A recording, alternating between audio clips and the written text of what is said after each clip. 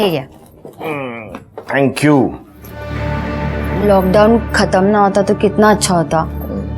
अब मैं आपके बिना कैसे रहूंगी? मैं भी तो अपनी बीवी को छोड़ के नहीं जाना चाहता, लेकिन क्या करूं, काम में जाना पड़ेगा ना। आई शपथ जल्दी आ जाऊंगा, ठीक है? शेखर। दादा। हाँ दादा। अरे वो तेरे दोस्त ने पैसा लिया था, उसका क्या हुआ? दादा वो लॉकडाउन की वजह से अभी तक लौटा नहीं पाया। मैं जल्दी से जल्दी उससे लेके दे देता हूँ। देख धंधा मंदा चल रहा है, ठीक है? उसको बोल जल्दी से जल्दी पैसा वापस चाहिए, मैं वापस आने तक। ठीक है दादा। और अपने वहिनी का ख्याल रखना।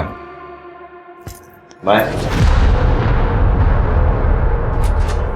चलो बाय। वही मुझे एक थोड़ा जरूरी काम है, मैं शाम तक आ जाऊंगा।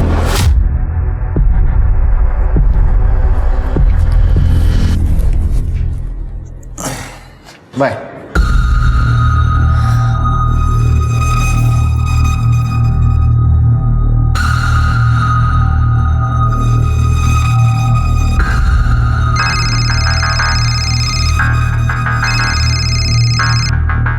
आशीष गया, अब तुम्हें कोई खतरा नहीं है। मैं अभी आता हूँ।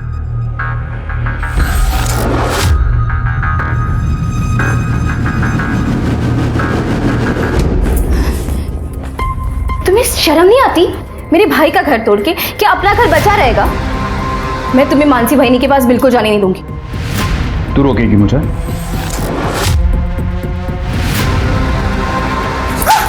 तू रोकेगी मुझे? योगेश, योगेश प्लीज। नहीं नहीं।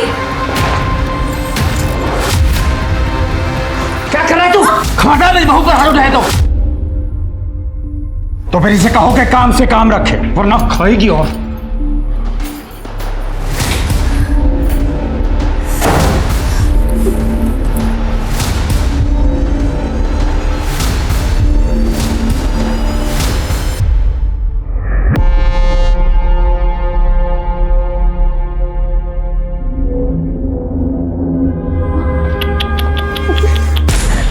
अरे रे रे रे, कितना मारा है तुझे? अच्छा, मैं ना मलहम लगा देता हूँ।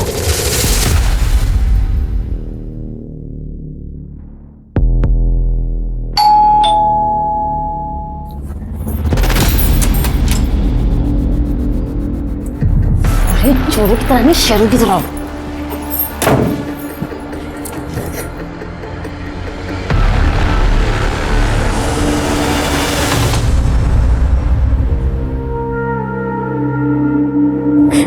तब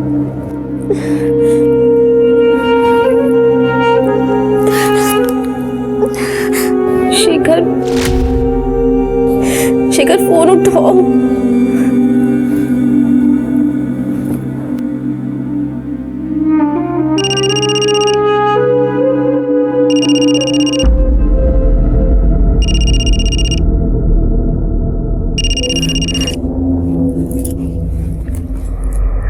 हेलो हेलो नम्रता, क्या क्या क्या हुआ? तुम रो क्यों रही हो? कुछ नहीं हुआ, मैं ठीक हूँ। मुझे कुछ ठीक नहीं लग रहा है, सच सच बताओ क्या हुआ है? सुधीर, योगेश फिर से मानसी वहिनी के पास चला गया है। मेरी जिंदगी बर्बाद हो गई है। मुझे कुछ समझ में नहीं आ रहा, मैं क्या करूँ? तुम परेशान मत हो, मैं आ रहा हूँ तुमसे मिलने। नहीं नहीं सुधीर, तुम यहाँ मत आना, वरना किसी ने तुम्हें यहाँ पे देख लिया ना, मेरी परेशानियां और भी बढ़ जाएंगी। अरे मुझे कुछ नहीं सुनना। और सुनो, मैं तुम्हारे घर के पीछे आ रहा हूँ, तुम बाहर आ जाना मुझसे मिलने, ठीक है?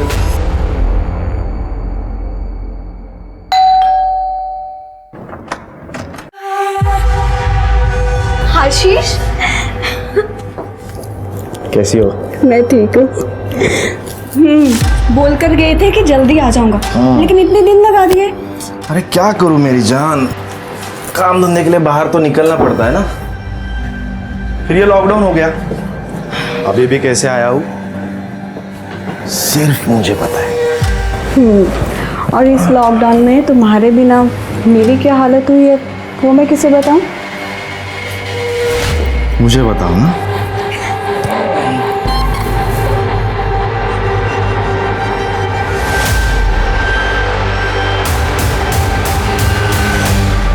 रिश्ता कोई भी हो, भरोसा और सुरक्षा का विश्वास ही उस रिश्ते को विश्वसनीय बनाता है। जहां ज्यादातर लोग अपने संबंधों को पूरी सच्चाई और ईमानदारी से निभाते हैं, तो वहीं अपने शातिरपने में माहिर कुछ लोग खुद को सबसे बड़ा हितैषी दिखाते तो हैं, लेकिन मौका मिलते ही भरोसा तोड़ने से नहीं चूकते। अब इस केस को ही ले लीजिए। पति पत्नी के रिश्ते में बंधे आशीष और मानसी ने एक दूसरे को अंधेरे में रखा। एक दूसरे के प्रति उनका भरोसा अवैध संबंधों की हवस की भेंट चढ़ गया। लेकिन क्या उस हवस की चादर को ओढ़कर वे जिंदगी भर छिपे रह पाएंगे?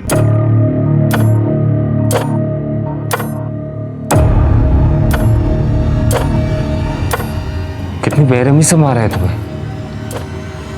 बता, तुम्हारी आंसू मुझसे सह नहीं जाते। पर मैंने अब सहना सीख लिया है। इन्हीं आंसू के साथ जीना पड़ेगा मुझे।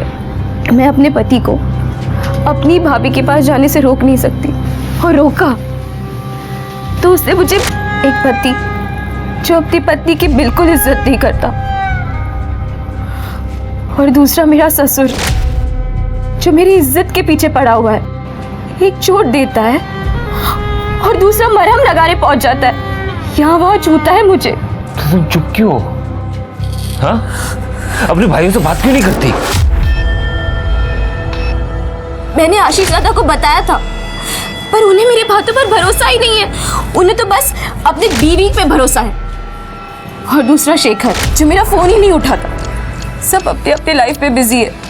किसी को परवाह ही नहीं है कि उनकी बहन की जिंदगी में क्या होता है। नम्रता, सुनो, तुम चिंता मत करो। देखो, मैं तुम्हारा सबसे अच्छा दोस्त हूँ। इस सिचुएशन में मुझसे जो कुछ भी होगा मैं करूँगा।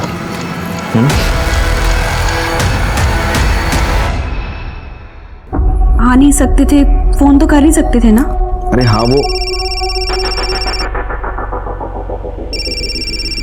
इस मक्कर का भी फोन अभी आना था। कौन है? एक दल्ला है, बिजनेस राइवल। हम लोग जो और बाकी कंपनियों को माल बेचते हैं ना, उसमें से कमीशन खाता है ये। मेरी ईमानदारी की वजह से इसका बिजनेस चौपट हो गया है। हेलो आशीष भाऊ, ऐसी भी क्या नाराजगी? फोन तो उठाओ कम से कम। वैसे भी तुमने मुझे घर पर बैठने को मजबूर कर दिया है, ऊपर से लॉकडाउन ने मेरी कमर तोड़ दी है। देखो भाऊ, अकेले खाओगे तो हजम नहीं कर पाओगे। क्या मतलब? मतलब ये कि एरिया बांट लेते हैं। तुम्हारा बिजनेस तुम करो और मुझे भी अपना कमा के खाने दो। औकात से ज्यादा खाने वाले का पेट ना ऐसे ही फटता है। कहीं ऐसा ना हो कि वक्त फिर से करवट बदले और तुम धप से मुंह के बल आगे रहो। फालतू की धमकी देना बंद कर, समझा ना? तूने खुद अपनी लालच और बेईमानी की वजह से तेरा धंधा डुबाया है। मान ले कि तेरा इस धंधे में टाइम खत्म। किसका टाइम खत्म हुआ और किसका शुरू होगा, ये तो वक्त ही बताएगा।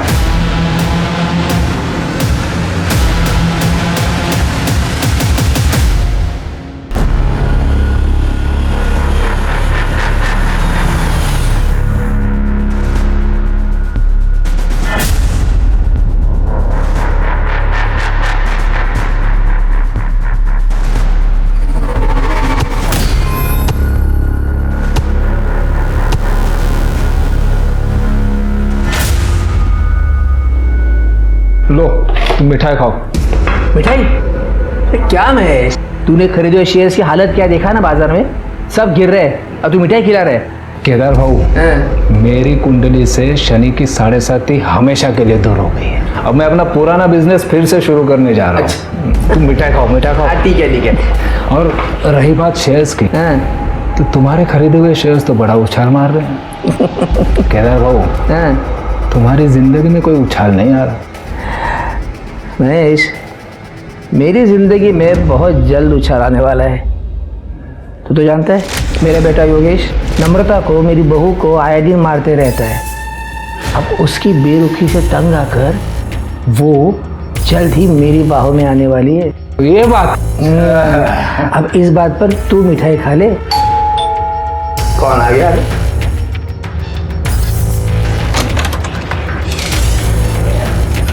महेश कुलकर्णी। हाँ मैं संजय, वो शेयर मार्केट में इन्वेस्टमेंट की बात करना चाहता हूँ। हाँ हाँ, आइए आइए।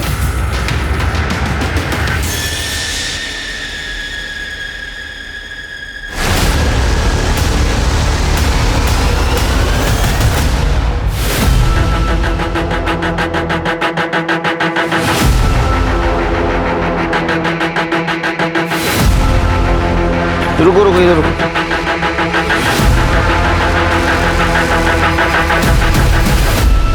ये तो मेल बॉडी है, लेकिन कमाल है, मेल बॉडी होके बिना कपड़ों की।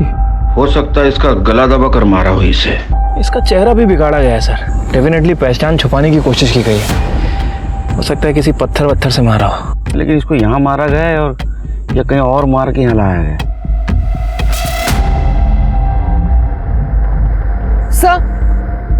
सर ये कच्ची सड़क आगे तक जाती है, शायद कोई गाड़ी आके ये लाश फेंक के यहीं से गई होगी। करोड़े कैसा पर तक बगा सर। शिरके सर, बॉडी को पोस्टमार्टम के लिए भेज दो और आसपास पूछताछ करो, किसी ने कोई एक्टिविटी देखी है क्या। और आसपास जितने भी पुलिस स्टेशन है वहाँ इंक्वायरी करो, कोई मिसिंग कंप्लेंट है क्या। ठीक है सर।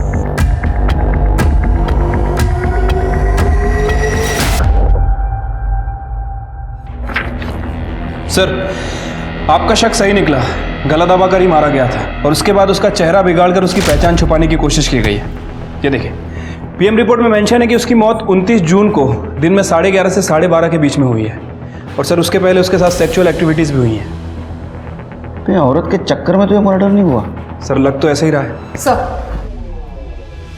सर बॉडी की डिटेल से कोई मिसिंग कंप्लेंट मैच नहीं हुई है और जहाँ ये लाश मिली वहाँ रोड के अलावा और कोई आबादी नहीं है, इसलिए कोई डिटेल्स नहीं मिल पाई। ठीक है, इस मर्डर केस की इन्वेस्टिगेशन शुरू कर दो और फोटोग्राफ आसपास के पुलिस स्टेशन में सर्कुलेट कर दो और बॉडी का डीएनए टेस्ट भी करवाओ। ठीक है सर।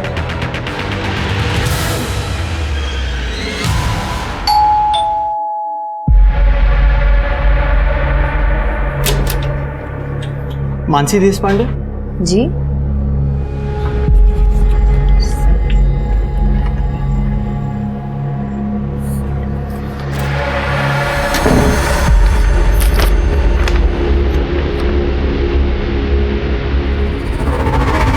क्या?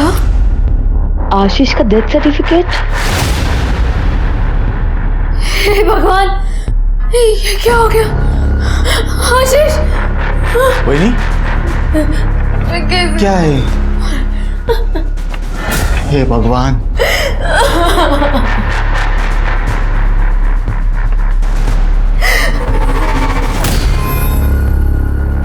फाइनली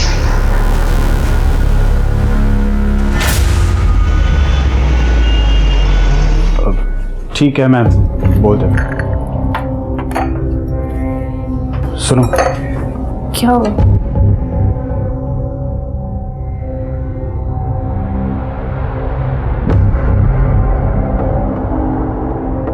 आशीष दादा नहीं रहे अब। कोरोना से उनकी डेथ हो गई है। क्या? क्या? ऐसा नहीं हो सकता।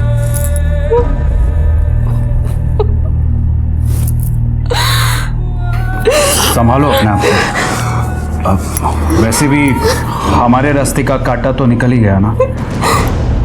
मैं तुमसे तलाक देके मानसी से शादी कर लूंगा।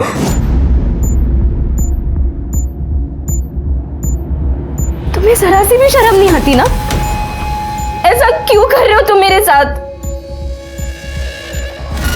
योगेश, योगेश, रुको योगेश, प्लीज मुझे ऐसे मत ठुकराओ। छोड़ बाला। योगेश, तुम्हें हिम्मत कैसे हुई नम्रता के साथ ऐसा बिहेव करने की? चलता हो, गेट आउट।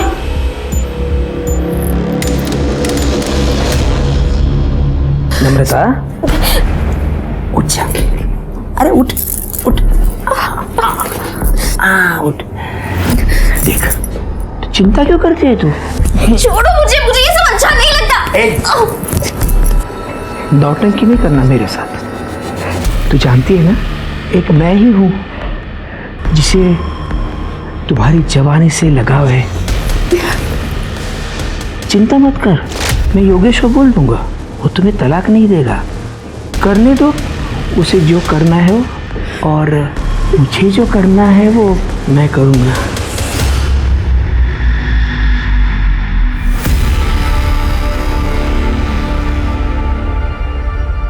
ये नंबर क्यों नहीं लग रहा है? ये आशीष का नंबर कई हफ्तों से स्विच ऑफ क्यों आ रहा है? सब कुछ ठीक हो बस।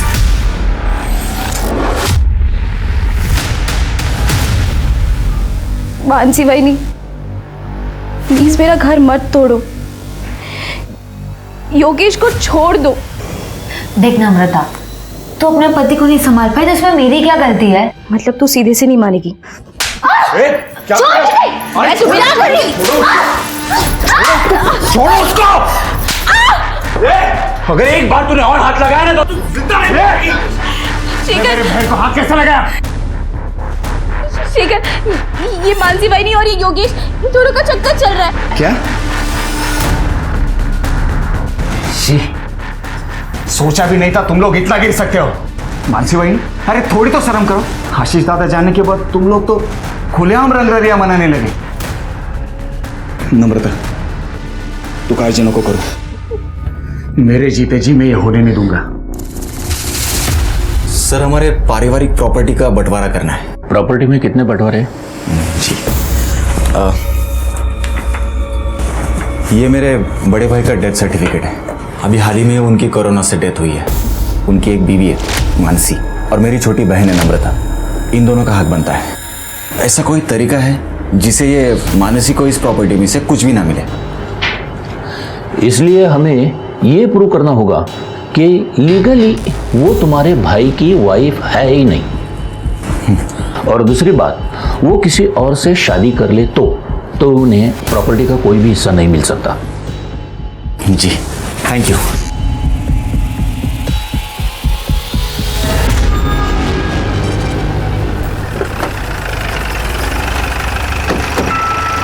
सर, आपने जो डीएनए रिपोर्ट मंगाई थी वो आ गई है। सर एक मिनट।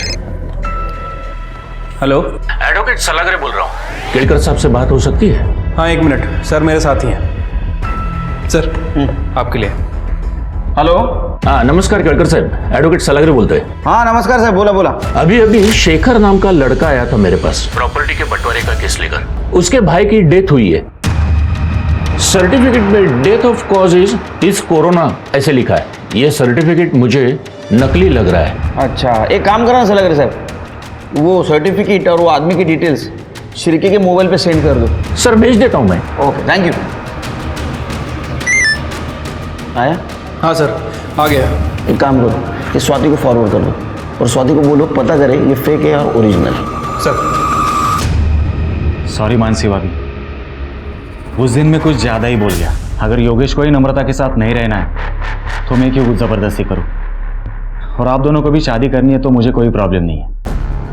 अगर आपको कोई भी हेल्प लगे तो आप मुझे बोल सकते हैं, लेकिन वही नहीं, मैं चाहता हूं कि दादा के बाद उसकी प्रॉपर्टी का हकदार सिर्फ मैं रहूंगा। ठीक है शेखर, वैसे भी तुम्हारी प्रॉपर्टी में मेरी कोई दिलचस्पी नहीं है। मुझे तो सिर्फ योगेश चाहिए। मैं अपनी दुनिया बसाना चाहती हूँ योगेश के साथ।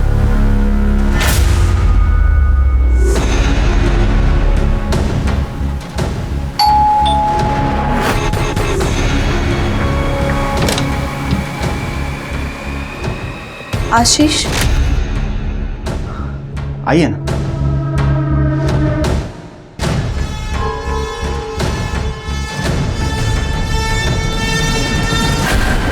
लेकिन आप कौन?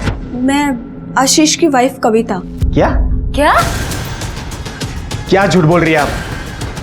आशीष दादा की वाइफ तो ये है मानसी। ये आप क्या कह रहे हैं? आशीष की वाइफ मैं हूँ कविता। अगर आपको विश्वास नहीं होता ना, ये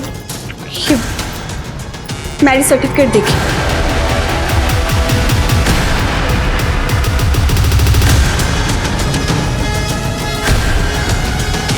और ये सर्टिफिकेट तो आपकी शादी के भी पहले का है। आप आशीष को बुलाइए, आपको सब कुछ पता चल जाएगा। लेकिन आशीष दादा की तो कुछ ही दिनों पहले कोरोना से मौत हो गई है। क्या? आशीष,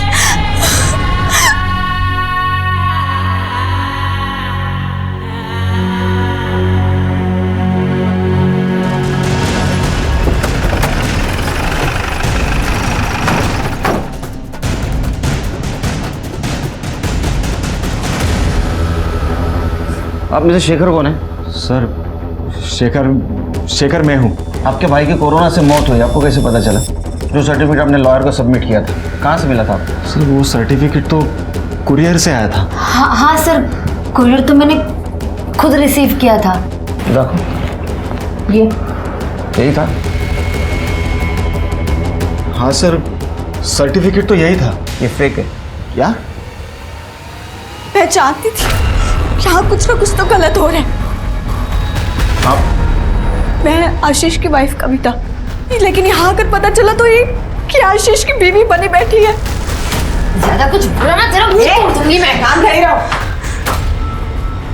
अब आशीष से आखिरी बार कब मिली थी? सर वो 22 जून तक तो यही थे, उसी दिन वो गए थे। हाँ सर, उसी दिन वो मेरे पास भी आए थे। एक हफ्ते के बाद 29 जून को वो बिजनेस टूर के लिए निकल गए थे। अब कभी लंबा इंतजार मत करवाना, और अगर जल्दी नहीं आए ना तुम तो मैं वहाँ पर आ जाऊंगी। चिंता मत करो, हफ्ते 10 दिन में वापस आ जाऊंगा। यार कैब बुक करना भूल गया मैं। तुम पहले कैब बुक कर लो। नहीं यार, लेट हो जाएगा। मैं एक काम करता हूँ, बाप्पा चौक में जाके कैब ले लेता हूँ। साहब, आशीष ने मुझे इस घर और शेखर के बारे में बताया था, और बहुत दिन तक जब आशीष का नंबर स्विच ऑफ गया और ना ही कोई कांटेक्ट हो पाया, तो मैं उसे ढूंढते ढूंढते यहाँ तक आ गई। और सर आशीष दादा भी 22 जून के बाद वापस घर आए ही नहीं। हाँ सर, वो सिन्नर जाने का कह के गए थे। आशीष की किसी के साथ दुश्मनी थी? नहीं सर, उनकी किसी के साथ कोई दुश्मनी नहीं थी। दादा एकदम सीधे आदमी थे, वो सिर्फ अपने काम से काम रखते थे।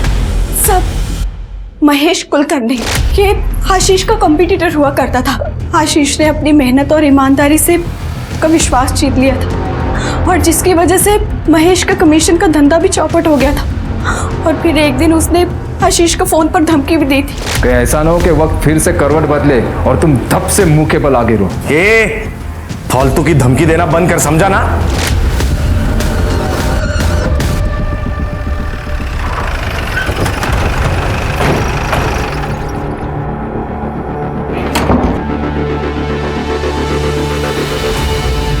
परेशान हो गए हमको देख के? नहीं सर, ऐसी कोई बात नहीं है। बताइए मैं क्या कर सकता हूँ। आशीष की वाइफ कह रही थी कि तुमने उसे कुछ धमकाया बिजनेस के सिलसिले में। सर बिजनेस में ये सब होते रहता है। आशीष ने मेरा धंधा चौपट कर दिया था, तो गुस्सा तो आएगा ही।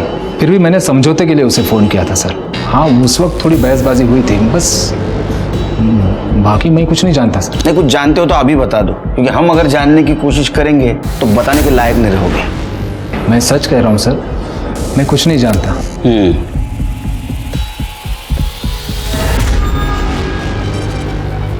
सर मुझे तो इस शेखर का ही हाथ लग रहा है, क्योंकि प्रॉपर्टी के बंटवारे को लेके वो डायरेक्ट लॉयर के पास चला गया। सर ये बात कुछ हजम नहीं हो रही है। लेकिन आशीष को मार के शेखर को ज्यादा कुछ नहीं मिलता, क्योंकि आशीष के मरने के बाद उसकी प्रॉपर्टी तो उसकी वाइफ को मिलने वाली थी। ये महेश हमसे कुछ छुपा रहा है। एक काम करो, महेश का सीडीआर रिपोर्ट और मोबाइल लोकेशन ट्रैक करो, और ये जो फेक डेथ सर्टिफिकेट मिला था वो किसने बनवाया था ये भी चेक करो। शायद उससे हमें पता चले कि आशीष के साथ एक्चुअल में क्या हुआ था। ठीक है सर। सर, कविता के बयान के मुताबिक 29 जून को आशीष नासिक से निकला था, और उसके अगले ही दिन हमें एक आदमी की लाश मिली थी नासिक के जंगल में। सर लाश की पोस्टमार्टम रिपोर्ट के हिसाब से उस आदमी की मौत 29 जून को ही हुई थी, तो कहीं ये लाश आशीष की तो नहीं? उस बॉडी से शेखर का डीएनए मैच कराओ। सर शेखर का डीएनए मैच होते ही इस बात की भी पुष्टि हो गई कि 30 जून को नासिक के जंगल में मिली लावारिस लाश दरअसल आशीष की ही थी। लेकिन पुलिस के सामने ये सवाल अब भी मौजूद था कि आशीष को आखिर मारा किसने। आशीष की फोन लोकेशन और कॉल रिकॉर्ड से भी कोई खास सबूत हाथ नहीं लगा। पुलिस का शक आशीष के बिजनेस राइवल महेश कुलकर्णी पर जाकर ठहर रहा था। दूसरी तरफ पहले ही अपने पति से मिले धोखे से दुखी नम्रता अपने भाई शेखर के विश्वासघात से हिल गई थी, जो योगेश की शादी मानसी से करवाने की हिमायत कर रहा था। मानसी तो पहले से ऐसी थी, मगर अब तो शेखर भी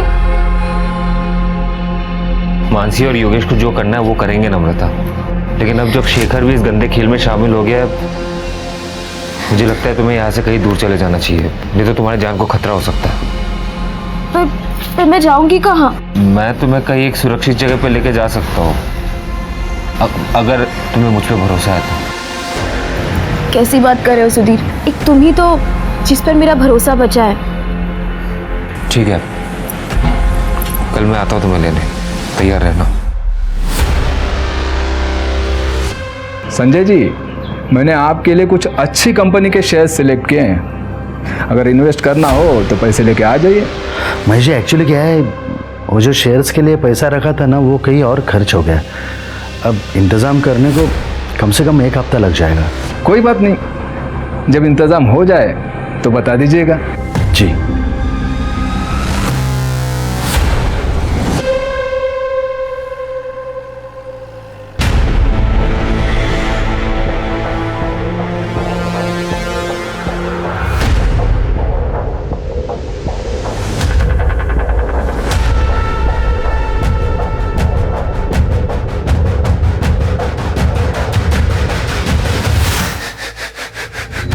नम्रता, नम्रता, नम्रता, क्या है? कहाँ घुस रहा है तू? कहाँ घुस रहा है तू? नम्रता का है? मुझे क्या पता, कल रात से घर पर नहीं है वो। तुम्हें पता होगा ना, तू तो आशिक है उसका। बता कहाँ छुपा के रखा है उसे? मुझे नहीं पता नम्रता कहाँ पे है। भैया किसी और के साथ भाग के। सच सच बता नम्रता कहाँ है? तुम लोग उसे बहुत परेशान करते हो, मुझे पता है। कहाँ छुपा के रखा है? कहाँ छुपा के रखा है? हिम्मत कैसे हुई तेरे मेरे बाबा को हाथ लगाने की? हाँ, हिम्मत कैसे हुई? छुपा के रखा है, मैं उसे ढूंढ के निकालूंगा, मैं बोल रहा हूँ। अरे जा जा, नम्रता जहाँ भी होगा ना, मैं पता लगा के रहूंगा। चल निकल, नम्रता कहाँ? चल। पता लगाता है साला। कातिल बहुत चालाक है शेर के, और इसलिए उसने कोरोना का सहारा लिया। लेकिन सबसे बड़ा सवाल यह है कि आशीष को कहाँ मारा गया, क्योंकि कविता के बयान और आशीष के कॉल डिटेल्स के मुताबिक वो घर से 11 बजे निकला था और उसकी मौत 11:30 से 12:30 के बीच में। तो इसका मतलब उसको रास्ते में ही मारा गया है। सर, कविता ने हमें बताया था कि आशीष ने घर से कैब बुक नहीं की थी, वो पैदल बापा चौक तक गया, जो वहां से 200 मीटर की दूरी पर। सर, हो सकता है इसी बीच आशीष को किडनैप करके मार दिया गया हो, या फिर कातिल उसी कैब में हो। सर, लेकिन अगर कातिल ने आशीष को सिन्नर में मारा तो उसकी लाश को नासिक के जंगलों में क्यों फेंक दी? जाहिर सी बात है स्वाति, कातिल नहीं चाहता था कि वो लाश आसानी से किसी को मिले, इसलिए उसने जंगल में उस बॉडी को डंप किया। अरे कहाँ जा रहे हैं? चल तो बात कर। अरे करणे येऊ दे त्यांना, लोकांच्या तक्रारी ऐकण्यासाठी जात ना आपण इकडे। सर ये नम्रता गायब हो गई है सर। क्या सर? उसका पति योगेश और आशीष की बीवी मानसी, इन दोनों के बीच में अफेयर चल रहा है सर। सर मुझे पक्का यकीन है इन दोनों ने गायब किया सर। आप उन दोनों को छोड़ना नहीं सर, प्लीज। गायब कौन कर सकता है लेकिन नम्रता को? सर शेखर उसका भाई सर वो भी ये कर सकता है सर।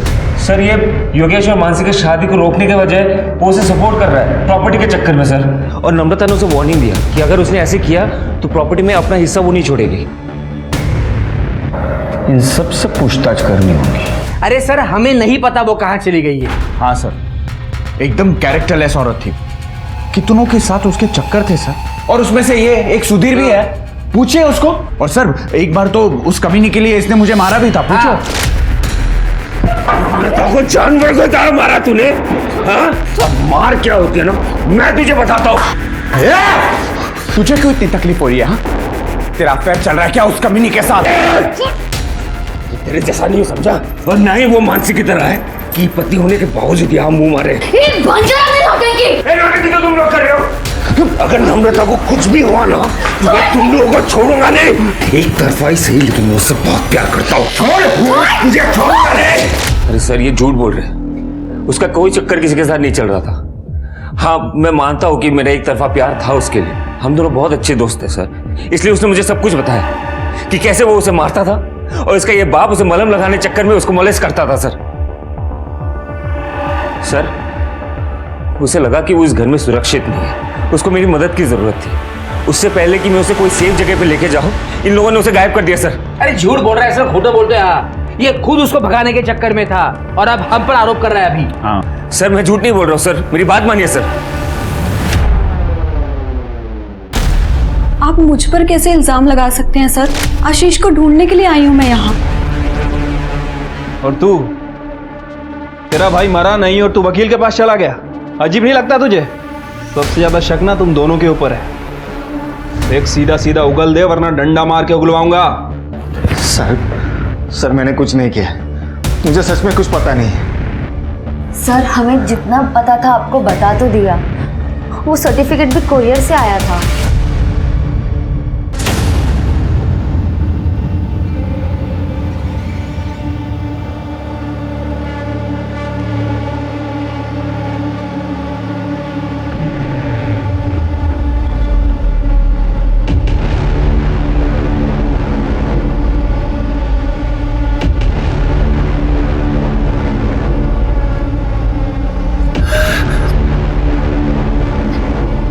पानी देता हूँ।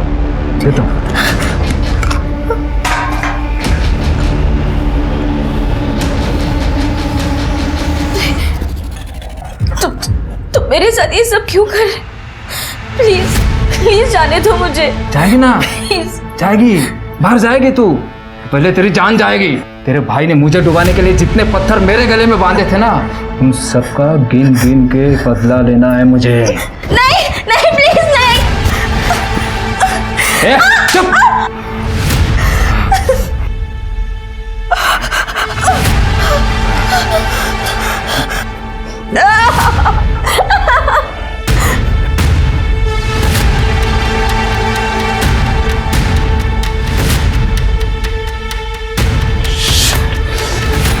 अबे आता है, मैं रुक।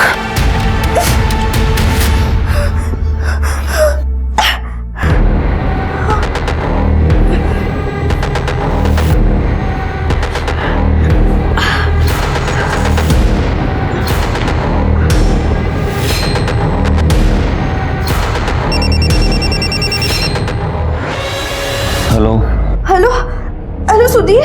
नम्रता, तुम कहाँ पे हो? तुम ठीक तो हो ना? नहीं सुधीर, मुझे इन लोगों ने ना महेश कुलकर्णी के घर पे बांध कर रखा है। ये घोल चौक है ना? हाँ बस वही। सुनो, तुम फिक्र मत करो, ठीक है? मैं तुरंत आता हूँ वहाँ पे, तुम फिक्र मत करो। हाँ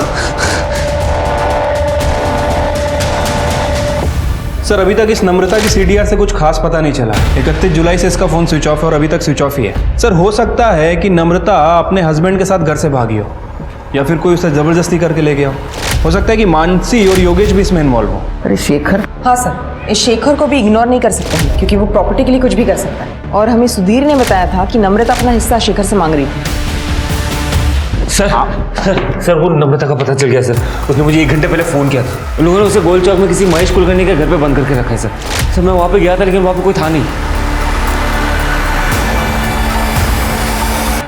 इस केस में महेश कुलकर्णी का नाम बार बार आ रहा है। कहीं आशीष और उसके बहन से बदला लेने का मामला तो नहीं?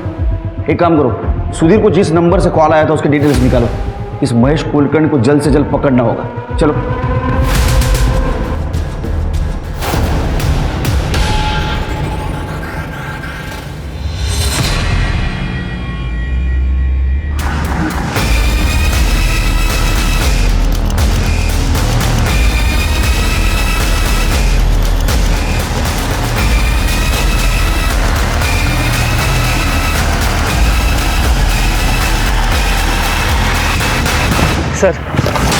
सर यहाँ पे सर ये यहाँ।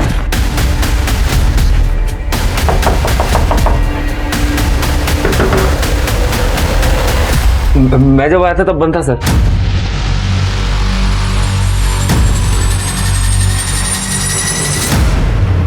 नम्रता चेक करो। सर ये तो मर चुकी है।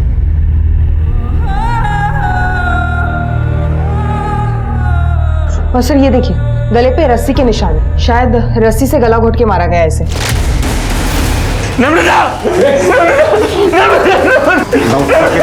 नौटंकी बंद कर। तूने मारा नम्रता को? तो एक तरफा प्यार करता था ना उससे। तूने बोला था दरवाजा बंद है, दरवाजा खुला था। सर मैं जब आया था सर तब अंदर से दरवाजा बंद था सर। यकीन कीजिए सर, मैं झूठ नहीं बोल रहा हूँ सर। नम्रता सर इसी ने मारा सर। तुझे कैसे पता रे नम्रता यहाँ है? सर शेखर ने मुझे फोन करके बोला था नम्रता यहाँ पे। सर योगेश को मैं नहीं बताया था। सुधीर का पहले फोन मुझे आया था, लेकिन मैं घर से थोड़ा दूर था और योगेश मेरे ही घर पे था, इसीलिए मैंने आगे भेज दिया। हटा दिया ना तूने तेरे बीवी को रास्ते से? हाँ, मानसी के साथ आय्याशी कर रही थी ना तेरे को? सच बोल। सर सच बताऊं तो आप लोगों के आने से पहले मैं यहाँ आ चुका था, लेकिन जब मैं यहाँ आया तो मैंने देखा कि ऑलरेडी नम्रता मर चुकी है, इसलिए मैं डर गया और डर के बाहर जाके छुप गया। सर ये शायद महेश का फोन है जिससे नम्रता ने सुधीर को कॉल किया। सर महेश मिल गया। क्या रे? खुश हो गया ना तू भाई बहन को मार के? तेरा बदला पूरा हो गया? सर आशीष और नम्रता को मैंने नहीं मारा है। हाँ, मैं नम्रता को यहाँ ले आया था, पर केदार के कहने पर। देख, मेरी बहू नम्रता घर से भागने की तैयारी में है। वैसे मेरे बेटे योगेश ने तो उसे जिंदगी से निकाल ही दिया है। अब उसको किसी सुरक्षित जगह की तलाश है। इस स्थिति में उसके भाई का दुश्मन मतलब तू, तेरे उस वाले घर से सुरक्षित और कौन सी जगह हो सकती है? उसके बाद में केदार के घर पहुंचा। केदार ने नम्रता को पहले ही बेहोश करके रखा था। फिर मैंने नम्रता को गाड़ी में डाला और यहाँ ले आया। सर उसके बाद मैंने और केदार ने बारी बारी नम्रता के साथ शारीरिक संबंध बनाए। इन सबको कस्टडी में ले लो। चलो स्वाति, बॉडी को पोस्टमार्टम के लिए भेज दो और सीसीटीवी रहेगा तो उसका फुटेज कलेक्ट करो। सर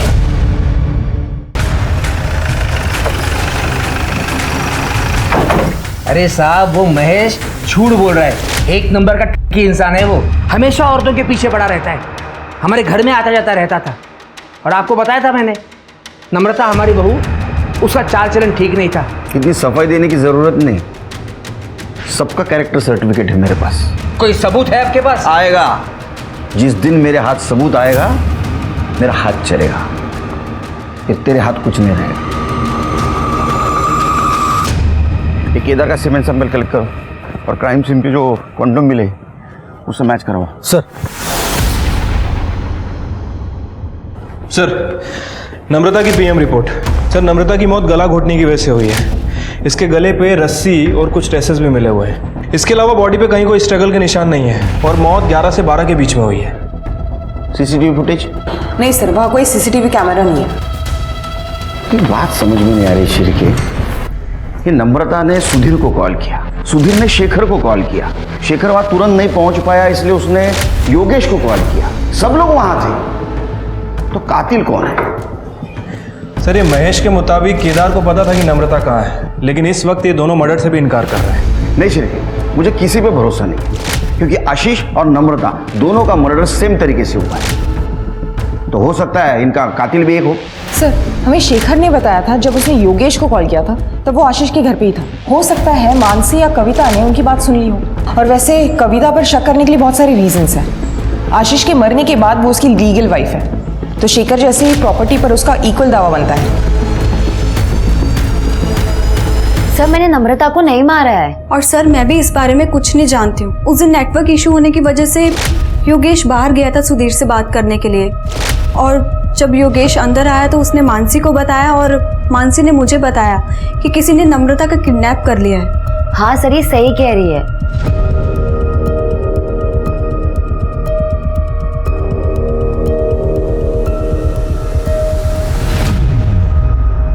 सर आपको क्या लगता है, ये दोनों लड़कियां सच बोल रही हैं या सच को छुपा रही है? ये नम्रता को जिसने भी मारा है बहुत होशियार है, उसे ढूंढने के लिए मैं बहुत मेहनत करनी पड़ेगी। शिरके, ये आशीष का डुप्लीकेट डेथ सर्टिफिकेट जिसने भी बनवाया है उसका कुछ पता चला? फिलहाल तो नहीं सर। ठीक है। शिरके, तुमने एक चीज पॉइंट आउट की, खिड़की के बाहर 2 रस्सी के टुकड़े लटक रहे थे और बीच का हिस्सा गायब था। ये नम्रता को भी रस्सी से घोट के मारा गया है ना? हाँ सर। क्या ऐसा तो नहीं कि ये रस्सी उसके लिए यूज की गई हो?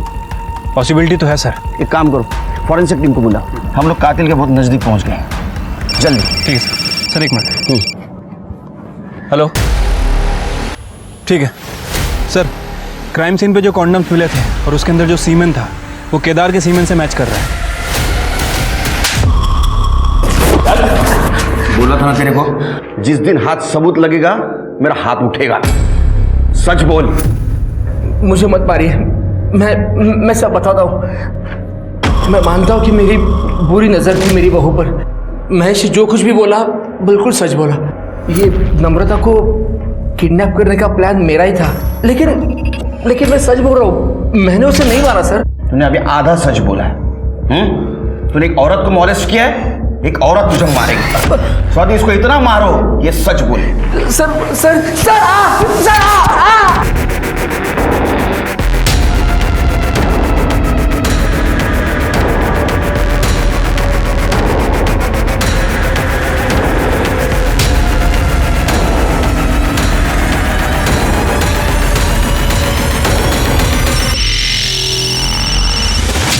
हेलो। कविता किसी को तो मिलने आई है, पर मैं देख नहीं पाया वो किससे मिलने आई है। ठीक है, वो बाहर आने तक वहीं रुको, और अगर पता ना चले वो कौन है तो किसी बहाने से अंदर चले जाना। Okay madam.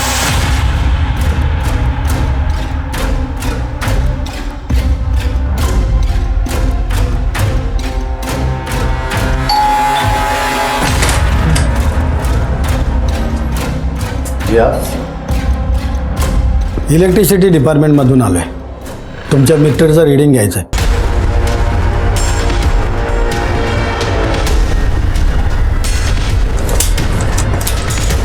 सर तुमचं मीटर फॉल्टी आहे, एक आठवड्यामध्ये तुम्हाला नवीन मीटर दिलं जाईल, पण मालकाचा आम्हाला एक फोटो लागेल। मेरे पास में फोटो नहीं है सर, ती आमच्याकडे सुविधा आहे, तुम्ही जरा मास्क खाली करा। सर ये वो आदमी है जिससे कविता मिलने गई थी। इसकी कुंडली निकालो सब।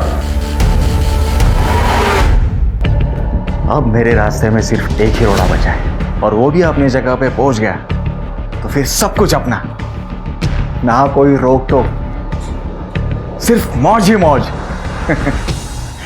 ठीक है सर, कविता जिस आदमी से मिलने गई थी उसकी डिटेल्स निकालिए। वो कविता का ही मामा है, संजय, इसी शहर में रहता है। सर आशीष का जिसने फेक डेथ सर्टिफिकेट बनाया था उसका पता चल गया, ये उसका फोटो है। करडे ने जो फोटो भेजी तो दिखा। सब। ये दोनों फोटो तो एक ही आदमी के हैं।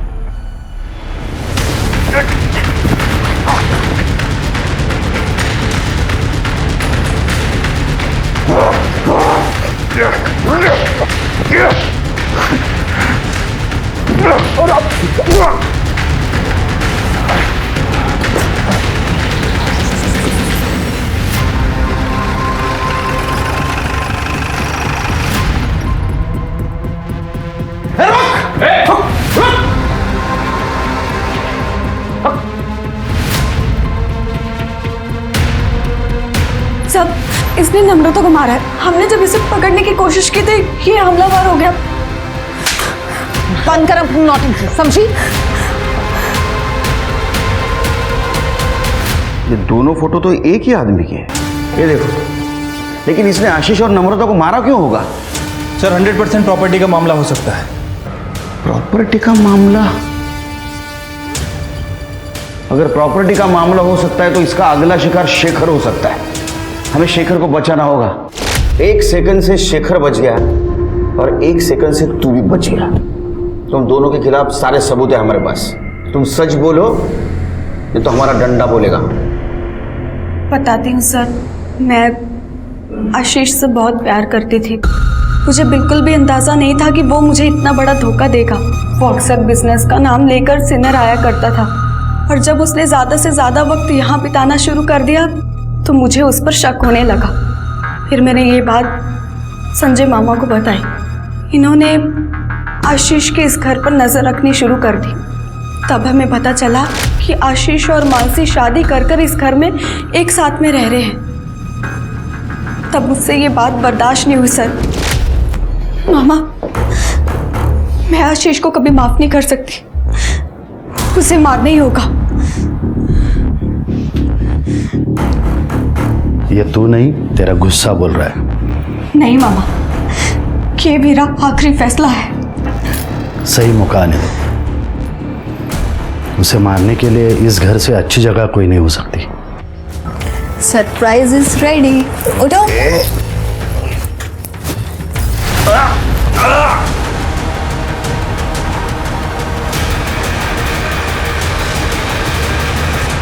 आशीष की लाश नासिक के जंगल में मैंने फेंक दी, क्योंकि अगर पुलिस इन्वेस्टिगेशन शुरू हो गया तो कविता पे कोई शक न करे। और उसका चेहरा कुचल दिया। कोरोना की कहानी इसलिए बनाई क्योंकि लाश न मिलने की बात छिपी रही। साहब, अभी कोरोना से इतने लोग मर रहे तो हमें लगा कि ये आशीष की मौत भी छिप जाएगी और कविता आशीष की प्रॉपर्टी पे ऐश करेगी। लेकिन साहब, जब हम यहाँ आए तो हमें पता चला कि ये आशीष की तो बहुत सारी प्रॉपर्टी है। फिर हमने सोचा साहब, ये प्रॉपर्टी के जितने भी दावेदार हैं उनको सबको एक एक करके रास्ते से हटा देंगे।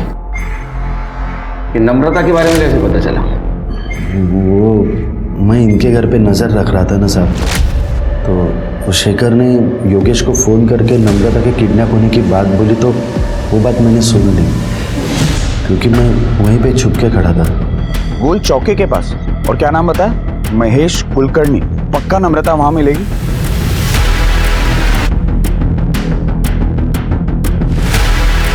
मैं वो एड्रेस पे पहुंचा और नम्रता को गला घोट के मार दिया साहब। मैंने सुधीर को आते हुए देखा। सुधीर ने बहुत कोशिश की दरवाज़ा खोलने की, लेकिन मैंने उसे खोलने नहीं दिया। फिर सुधीर वहाँ से चला गया, फिर मैं भी वहाँ से चला गया साहब। नम्रता के बाद सिर्फ अभी शेखर बचा था, उसे मारने ही वाले थे साहब, पकड़े गए। तुम्हें पता है लालच और बेवकूफ़ी में तुमने कितनी लोगों की जिंदगियां बर्बाद कर दी? आप दोनों को तो मौत से भी बदतर शिक्षा होनी चाहिए। रिश्ता कोई भी हो, उसमें प्यार और अपनेपन की नमी बनाए रखकर ही लंबे समय तक साथ चला जा सकता है। और इतना जरूर ध्यान दें कि भरोसा कतई टूट ना पाए, वरना परिणाम के तौर पर कोई न कोई दुर्घटना जरूर होकर रहेगी। अब मैं सोनाली कुलकर्णी आपसे विदा लेती हूँ। फिर मिलेंगे एक नए केस के साथ क्राइम पेट्रोल सतर्क जस्टिस रीलोडेड में। तब तक अपना और अपने परिवार का ख्याल रखिए। आप जानते हैं हम सब एक मुश्किल दौर से गुजर रहे हैं। कृपया मास्क पहने, सैनिटाइजर का इस्तेमाल करें और उचित दूरी बनाए रखें। देखते रहिए क्राइम पेट्रोल सतर्क। जय हिंद।